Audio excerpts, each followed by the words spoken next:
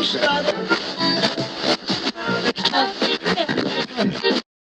everybody, welcome back to the Freedom Pines podcast. I'm your host Jamie AB. Don't forget to like, comment, and subscribe, and let's get into today's video. So today's video is going to be a little different, as you've seen in the title. I have to be realistic about things. Pierre Poilievre didn't get in. C11's not going anywhere. The censorship isn't going anywhere. You know, if it wasn't for the CCRF sharing my video, I wouldn't even have the incredible followers I do have. And the thing is that Canada is so expensive to live in that groceries are going to be one of our paychecks. Like, groceries are so expensive that and that's the thing, I can't just go and get a part-time job. It's going to have to be a good paying job, because I'm not going to go get a job, because you guys know I haven't been working since 2021 after I took something to unironically keep my job, and I've just been really sick. As you guys know, I had a 20 centimeter tumor in my keister, okay? I have literally been living to live, to take care of my kids and my husband, and it's just no longer a thing. I can't just sit back and not make any money. And here's the thing. I know you're wondering, you know, it's very normal for two parents to work. What's not normal is that we moved 6 hours away to make sacrifices so that I could stay home. And those are no longer paying off because of the cost of living. When the cost of living and the cost of food has quite literally doubled, it doesn't matter what my health is. I have to go and I have to provide for my kids. Like, I have to do it. And it sucks because I like being home with them. And I know there's women out there who say, oh, if you stay home, you'll never get a job. And, you know, I don't think it's because I stayed home. I think it's because CEOs are incentivized to hire people who are not from Canada because they get supplemented their salaries. So not only do we live in a country where, yeah, I would never be able to get a job with my online presence, which is why I have to delete my YouTube. Because God forbid citizens speak their mind and be employed. I'm not even kidding. You can be employed and speak your mind as long as you are pro-left. Because that's who does good on YouTube. That's who pops up. Steve Boots, who gets pushed into my algorithm? Not really people that I actually even watch. Usually CBC, CTV, Steve Boots for no reason. You know, a lot of different people, unless I am subscribed and push notifications, I don't even see them myself. So, and here's the thing, is that if we lived in America, we would be rich. All of our debt would be paid off because of the money I could have made from TikTok. This country is quite frankly a country that does not want you to get ahead. I already tried several routes of different business ventures so that I could remain a business owner and like stay home.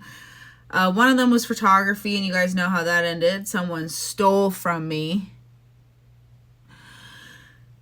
And it costs a lot of money to have a photography business. You got to have a website, a site to give the clients their photos on, and then you have to have Lightroom, Photoshop, cloud storage, all of that sort of stuff. It is not cheap. Even to have a platform, I asked my husband for Canva for a year for Christmas so that I could have some sort of, because honestly, you do not get views if you have crappy thumbnails. So my best case Ontario is my thumbnails, okay?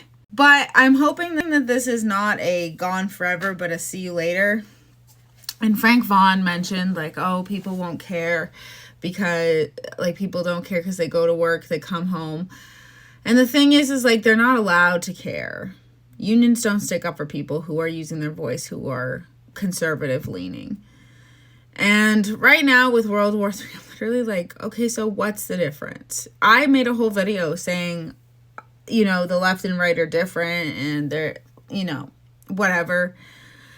And now that WW3 is in, I'm literally like,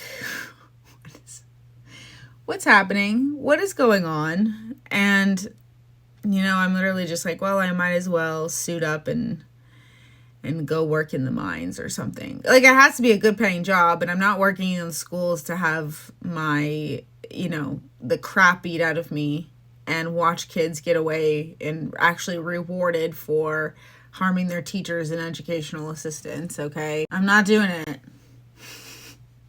And I'm not going to go to, and that's the thing, mines, this isn't necessarily the bad thing. I just really am so mad that my health might be going, because I was saying to my husband, if I had a regular doctor I could go to, I could figure out if there could be any medication that I could take to, if I'm flaring up, that I can take that makes it go down right away or anything like that, so that if I am working, it's all good.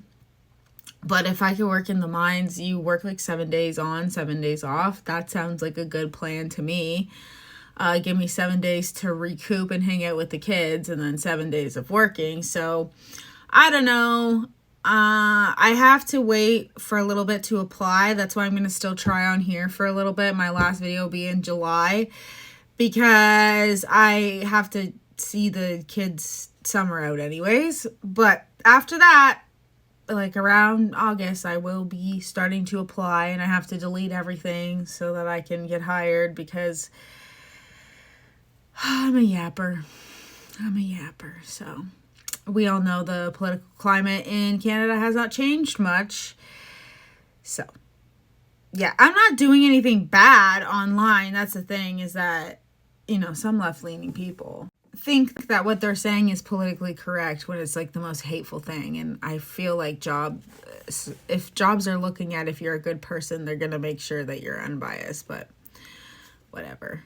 And two, even if I wanted to work at the school board, I doubt they'd hire me because of my online presence.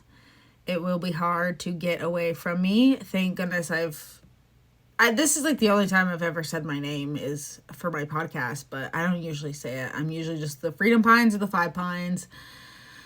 But, you know how it is. Canada's a joke. You can't get ahead. Even if you try to get ahead, there's crime that affects it, and then you're set 10 steps back, and you keep trying to get back up, and they just kick you back down. They truly want us to owe nothing and be happy, okay? My goal is to pay off an incredible amount of debt. Like, that's the thing. Even if you don't have debt, the government can come back in 5 years and say, hey, you owe us this plus interest, so you better pay it all back. Despite, we're the ones that shut down your daycares and stuff, but yeah, you owe us that back. So even if you think that you are good to go in Canada and you think, wow, I don't have that much debt, I can get there, the government will just tack on more, because they're absolute criminals while they're stealing our money and embezzling it and not having to pay it back.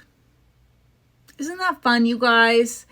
Isn't it fun to live in Canada where you might not get a job, so you better make sure that you have a clear social media. You might not get a job in the first place, but the social media presence ain't helping. So that's what makes me the most mad, is that I have to delete everything to be able to have a job here. But whatever. I'm only mad at that. I genuinely, I liked working. Guys, I had my dream job. I worked in the schools, same times as my kids. It was having the crap beat out of me and then being forced to take something that was safe and effective that, wasn't. So anyways, that's a short video. I'm taking the rest of this week off because I am so unbelievably angry about it. But I will be back Monday, and hopefully, maybe, cross my fingers, maybe one of my videos will go viral and maybe my channel will take off and I will be able to stay home. But in the meantime, that is the plan.